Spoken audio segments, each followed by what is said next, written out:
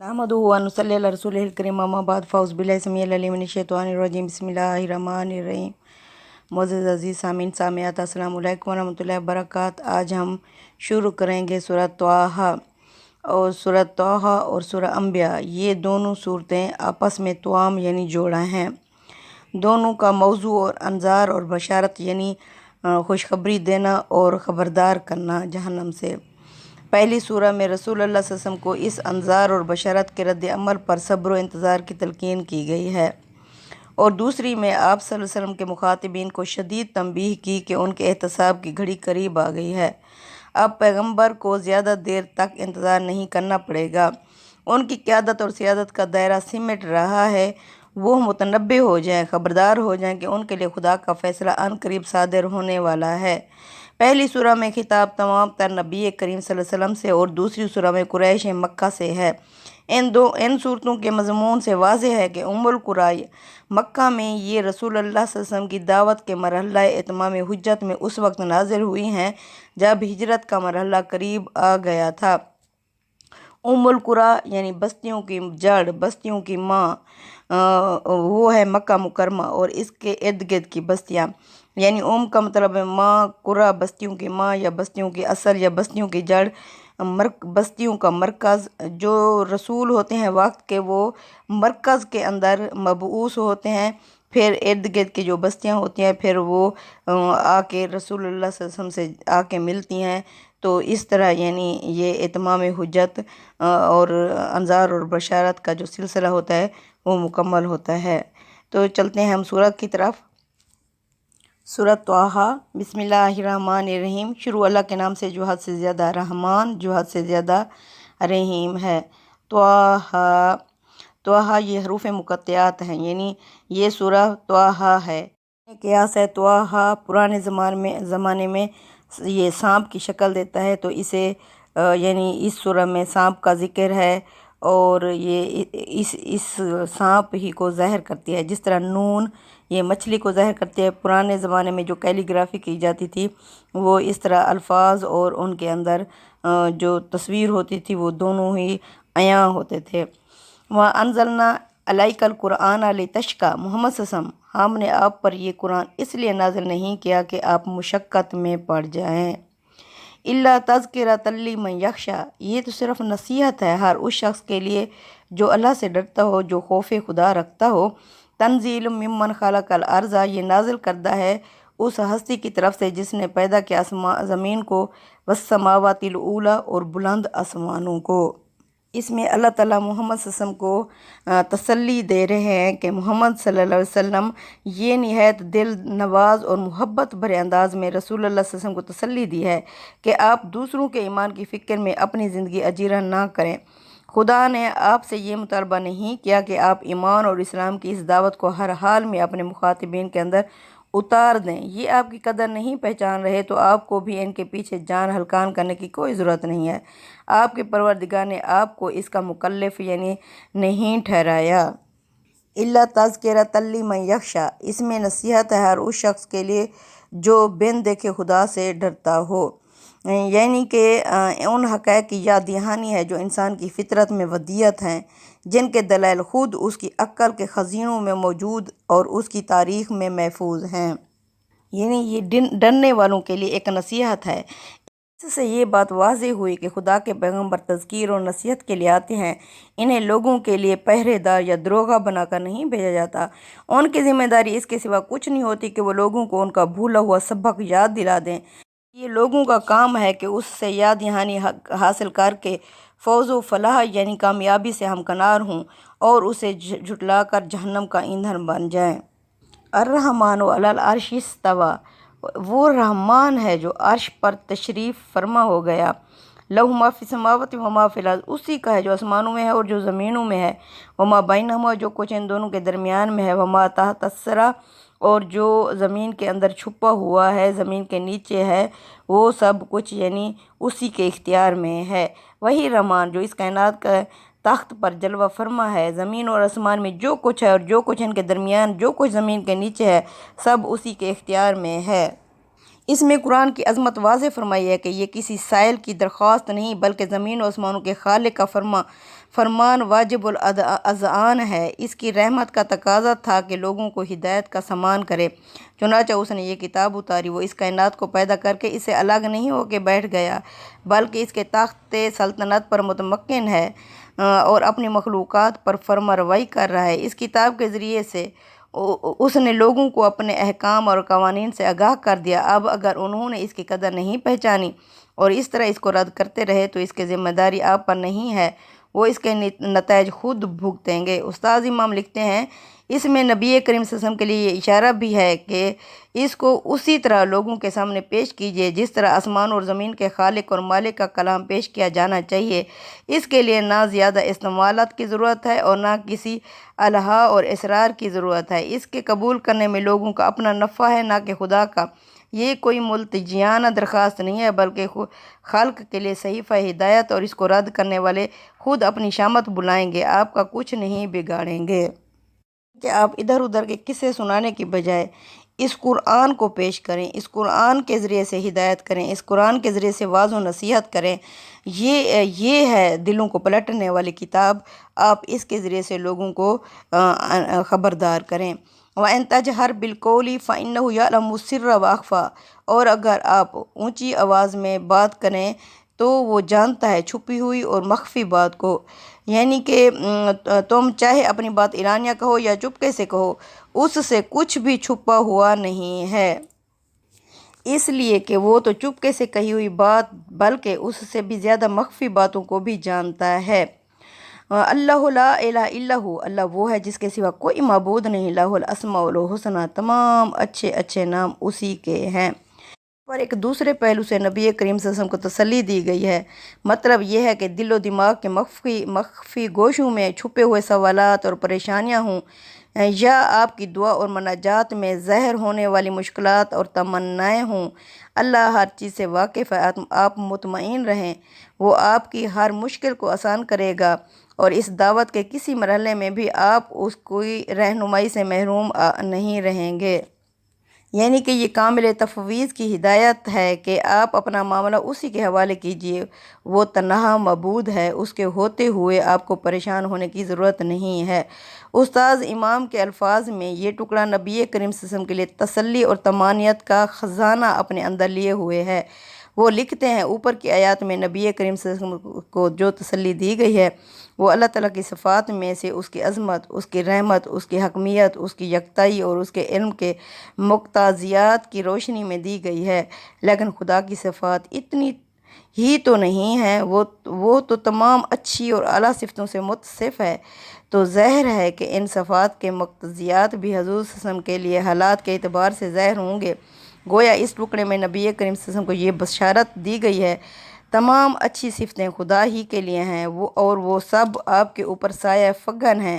آپ ان میں سے جس کا بھی سہارا لیں گے اس کی برکتوں سے متمتع ہوں گے، ان کے سوا آپ کسی اور سہارے کے محتاج نہیں ہیں۔ تدبر قرآن۔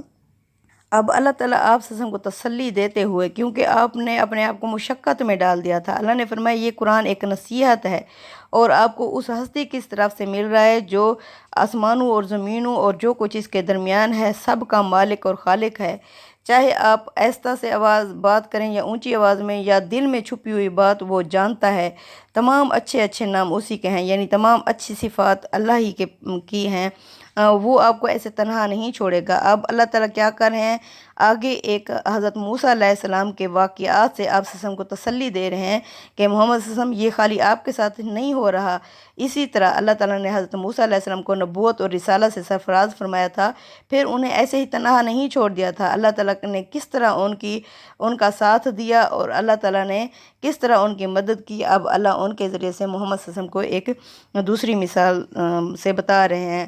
وَهَلْ أَتَاكَ حَدِيثُ مُوسَىٰ، اور تمہیں محمد صلی اللہ علیہ وسلم کچھ موسیٰ کی بھی خبر پہنچی، سرگزشت پہنچی، اِذْ رَأَىٰ نَارًا، جب اس نے دیکھی آگ، فَقَالَ، پس اس نے کہا، لِأَهْلِهِ، اپنے گھر والوں سے، ہِمْكُثُوا، یہاں رکو، اِنِّی آنَسْتُ نَارًا، میں نے دیکھی ہے آگ، نَارًا لَعَلِّی آتِیکُم، شاید کہ میں لے آؤں کم تمہارے پاس، مِنْہَا، اس سے، بِقَبَسٍ، کوئی انگارہ، او آجد علی النار ہدیٰ، یا آگ سے کوئی ہدایت یا راستہ پاؤں۔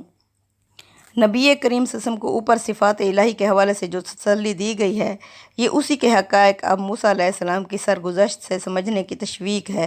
مدعا یہ ہے کہ جو کچھ بتایا گیا ہے اسے آپ ایک جلیل القدر پیغمبر کی زندگی اور اس کی دعوت کی جدوجہد میں دیکھ لیں، جو آپ ہی کی طرح خدا کی کتاب اور شریعت کے ساتھ اپنے مخاطبین کے لیے خدا کا فیصلہ لے کر مبعوث ہوئے تھے۔ یہ اس وقت کا قصہ ہے جب موسیٰ علیہ السلام چند سال مدین میں گزارنے کے بعد اپنی بیوی کو لے کر مصر جا رہے تھے۔ قرآن میں دوسری جگہ بیان کیا گیا کہ حضرت موسیٰ علیہ السلام کے ہاتھ سے ایک مصری ہلاک ہو گیا تھا اور وہ اس اندیشے سے اس کے ساتھ انصاف کا معاملہ نہیں ہوگا مصر سے بھاگ کر مدین میں پناہ گزین ہو گئے تھے۔ وہاں ان کی شادی ہوئی اور اپنے سسر کے ساتھ قرارداد مدت پوری کرنے کے بعد انہوں نے ایک قرارداد کی تھی کہ 8 سال حضرت موسیٰ نے میری خدمت کرنی ہے یا 10 سال۔ پھر وہ 8 یا 10 سال پوری مدت کرنے کے بعد اب ان کے لیے ممکن ہو گیا تھا کہ وہ اپنے وطن واپس چلے جائیں اور اپنے لوگوں میں یعنی وہ واپس جا رہے تھے، راستے میں انہوں نے آگ دیکھی تو انہوں نے اپنے گھر والوں سے کہا یہاں رکو، میں نے آگ کا انگارہ دیکھا ہے، سردیوں کی رات تھی، شاید میں اس میں سے کوئی انگارہ لے آؤں یا میں ان سے لوگوں سے راستہ پوچھوں کہ ہم کس جگہ پر ہیں۔ فلما آتا، پس جب وہ وہاں آئے، نودیا تو ہم نے پکارا یا موسیٰ، اے موسیٰ، انی آنا ربو کا، بے شک میں تمہارا رب ہوں، فخلا آنا لائک، پس تو اتار دے اپنے جوتے، انا کا، بے شک تو بالواد المقدس طویٰ کی مقدس وادی میں ہے، وَأَنَا اخْتَرْتُكَ، اور یہ کہ میں نے تمہیں چن لیا ہے، فاستمی، پس غور سے سن، لما یوحا، اس وحی کو جو تمہاری طرف کی جا رہی ہے، انانی آن اللہ، بے شک میں ہوں اللہ، لا الہ الا، میرے سوا کوئی معبود نہیں ہے، آنا فعبدنی، بس میری ہی بندگی کرو، وَأَقِمِ الصَّلَاةَ، اور نماز قائم کرو، لِذِکْرِی، میری یاد کے لیے۔ اللہ اکبر۔ یعنی حضرت موسیٰ علیہ السلام نے فرمایا انی انستو نارا، اس میں اصل لفظ انستو استعمال ہوا ہے، اس سے یہ بات نکلتی ہے کہ انہوں نے آگ کا کوئی جلتا ہوا الاؤ نہیں بلکہ ایک شعلہ سا دیکھا تھا جو اچانک چمکا اور غائب ہو گیا، اس کے سوا شاید کسی اور کو وہ شعلہ نظر نہیں آیا۔ دوسری جگہ تصریح ہے کہ یہ انگارہ اس لیے لانا چاہتے تھے کہ اپنے اہل و عیال کو رات گرم رکھنے کے لیے کچھ سامان کر سکیں۔ اس سے معلوم ہوا یہ سردی کا زمانہ تھا اور وہ اپنی بیوی بچوں کے ساتھ جب وہ وادی طور کے پاس پہنچے تو رات ہو چکی تھی اور انہیں راستے کا بھی کچھ اندازہ نہیں رہا تھا۔ اس سے واضح ہوا کہ خدا کی بارگاہ میں جوتے اتار کر حاضر ہونا تواضع کے آداب سے ہے، لہٰذا عام حالات سے بھی اس کا اہتمام کرنا چاہیے کہ اللہ کی بندگی کرتے ہوئے جوتے اتار دینے چاہیے۔ طویٰ کی مقدس وادی کیا تھی؟ یہ اس میدان کا نام ہے جو کوہ سینا کے دامن میں واقع ہے۔ اس کو مقدس اس لیے کہا گیا کہ یہاں حضرت موسیٰ علیہ السلام اپنے پروردگار کی تجلی اور اس کے کلام سے نوازے گئے۔ اللہ تعالیٰ زمین کے کسی ٹکڑے یا کسی علاقے کو بھی اپنے لیے خاص کر لیں تو اس کو تقدیس حاصل ہو جاتی ہے۔ سرزمین فلسطین کو قرآن کی سورہ مائدہ میں بھی اسی طرح مقدس سرزمین کہا گیا ہے اور مکہ مکرمہ کو محترم سرزمین کہا گیا ہے۔ اسی طرح مسجد کے لیے چنا ہوا حصہ وہ مقدس ہو جاتا ہے۔ اسی طرح یعنی اللہ تعالیٰ جس زمین کو بھی تقدیس یعنی مقدس کرنا چاہیں تو وہ اللہ تعالیٰ کی محبوب چیز یعنی اللہ کا گھر بنا دیا جاتا ہے۔ اللہ نے فرمایا موسیٰ میں نے تمہیں چن لیا ہے، میں نے تمہارا انتخاب کر لیا ہے، اس لیے کہ جس منصب پر تم سرفراز کیے گئے ہو وہ ایک عظیم ذمہ داری ہے اور تمہیں ذمہ داری کو ہر حال میں پورا کرنا ہے۔ ہر نبی کو سب سے پہلے یہی تعلیم دی گئی، اس لیے کہ تمام دین کا انحصار اس عقیدے پر ہے۔ نبی کو کلمہ طیبہ ہی دیا گیا۔ ہر نبی نے پہلے آگے کیا کہا؟ لوگو قولوا لا الہ الا اللہ، کہ کہو اللہ کے سوا کوئی معبود نہیں۔ اللہ فرماتے ہیں فعبدنی، پس میری ہی بندگی کرو، وَأَقِمِ الصَّلَاةَ لِذِکْرِی، اور نماز قائم کرو میری یاد کے لیے۔ اب نماز کیا ہے؟ نماز دین اسلام کا بہت ہی اہم رکن ہے۔ ایمانیات میں جو حیثیت توحید کی ہے وہی اعمال میں نماز کی ہے۔ قرآن سے معلوم ہوتا ہے کہ آیات الہی کی تذکیر سے خدا کی جو معرفت حاصل ہوتی ہے اور اس سے اللہ تعالیٰ کے لیے محبت اور شکر گزاری کے جو جذبات انسان کے اندر پیدا ہوتے ہیں یا ہونے چاہیے، ان کا پہلا ثمرہ یہی نماز ہے۔ اسلام میں دین میں پہلی چیز کون سی ہے؟ وہ نماز ہے۔ آدمی اپنے دل میں اس کو اچھی طرح جمائے نماز ایمان کا پہلا مظہر ہے۔ ایمان سے پہلی چیز جو پیدا ہوتی ہے وہ نماز ہے، اور پھر نماز ہی سے سارا دین پیدا ہوتا ہے۔ دین جن ستونوں پر قائم ہے ان میں ایمان کے بعد سب سے پہلا ستون یہی نماز ہے۔ اس وجہ سے اگر کوئی شخص اس ستون کو ڈھا دے تو اس نے وہ در حقیقت پورے دین کو ہی ڈھا دیا۔ صحابہ کرام کفر اور ایمان کے درمیان نماز ہی کو حد فاصل سمجھتے تھے۔ حضرت عمر رضی اللہ تعالیٰ عنہ نے اپنے گورنروں اور اپنے عمال کو یہ ہدایت جاری کر دی تھی کہ تمہاری سب سے بڑی ذمہ داری نماز کا قیام اور اہتمام ہے۔ جو شخص نماز کو ضائع کر دے گا وہ بقیہ دین کو بدرجہ اولیٰ ضائع کر دے گا۔ دین کا منبع اور سرچشمہ چونکہ نماز ہی ہے، اس وجہ سے دین کی حفاظت میں اس کو سب سے زیادہ دخل ہے۔ اسی چیز کے اہتمام سے آدمی اپنے پورے دین کی حفاظت کرتا ہے۔ اگر اس میں سست پڑ جائے یا اس کو ضائع کر دے تو پھر دین کی ساری حدیں توڑ کے رہتا ہے، اپنی باغ شہوات کے ہاتھ میں دے دیتا ہے۔ اہل کتاب یعنی عیسائیوں کے متعلق قرآن مجید میں فرمایا گیا ہے کہ انہوں نے نماز ضائع کر دی اور شہوات میں پڑ گئے۔ ان الساعۃ آتیۃ، بے شک قیامت ضرور آئے گی۔ اکاد اخفیہا، اللہ نے فرمایا میں چاہتا ہوں کہ میں اسے چھپا کے رکھوں، کس لیے لتجزی کل نفس، تاکہ بدلہ پائے ہر انسان بما تسعی، اپنی کوششوں کا۔ یاسدنک عنہا، پس تمہیں نہ روکنے پائے اس آخرت سے، اس نماز سے، من لا یؤمن، ہر وہ شخص جو ایمان نہیں رکھتا بہا اس پر، واتبع ہواہ، جو پیروی کرتا ہے اپنی خواہشات کی، فتردی، ورنہ تو ہلاک ہو جائے گا۔ یہ چنانچہ کوئی ایسا شخص جو آخرت پر ایمان نہیں رکھتا اور اپنی خواہشوں کا پیرو ہے تم کو نماز سے نہ روک دے کہ تم ہلاک ہو جاؤ۔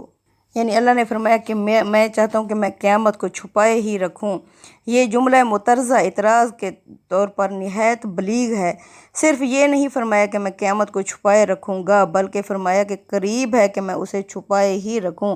عربیت کا ذوق رکھنے والے اندازہ کر سکتے ہیں کہ لفظ اکادو سے جملے کے اندر یہ مضمون پیدا ہو گیا ہے کہ ہر چند میں نے اسے ابھی قیامت پر پردہ ڈال رکھا ہے اور یہ پردہ ابھی ڈالے ہی رکھوں گا، لیکن خود قیامت کا یہ حال ہے کہ وہ بے نقاب ہو جانے کے لیے بالکل بے قرار ہے۔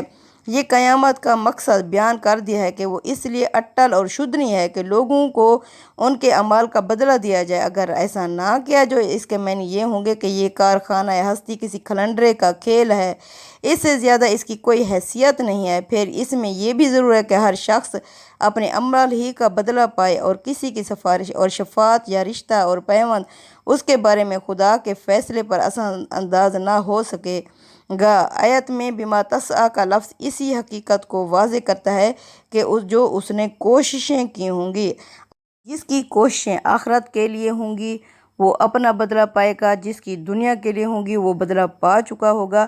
اللہ تعالیٰ کیا کرتے ہیں؟ اللہ تعالیٰ آخرت میں اس کی کوششوں کے مطابق بدلہ دیں گے۔ اس میں سب سے پہلی چیز کیا ہے؟ نماز ہے۔ توحید پر ایمان لانے کے بعد دین کا پہلا حکم یہی ہے کہ جب اللہ کے سوا کوئی الہ نہیں تو پھر عبادت بھی اسی کی ہونی چاہیے۔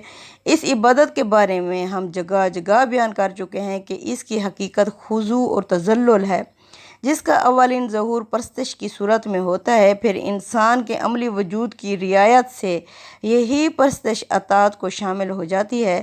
پہلی صورت کے مظاہر تسبیح اور تمجید، دعا اور مناجات، رکوع اور سجود، نذر و نیاز، قربانی اور اعتکاف ہیں۔ دوسری صورت میں آدمی کسی کے لیے خدائی اختیارات مانتا اور مستقل بذات شارع حاکم کی حیثیت سے اس کے ہر حکم پر سر تسلیم خم کرتا ہے۔ اللہ پروردگار عالم کا فیصلہ ہے کہ ان میں سے کوئی چیز بھی اس کے سوا کسی اور کے لیے نہیں ہونی چاہیے۔ نماز اس کا بہترین مظاہرہ ہے۔ ربنا تقبل منا انک انت السمیع العلیم وتب علینا انک انت التواب الرحیم۔ آمین یا رب العالمین۔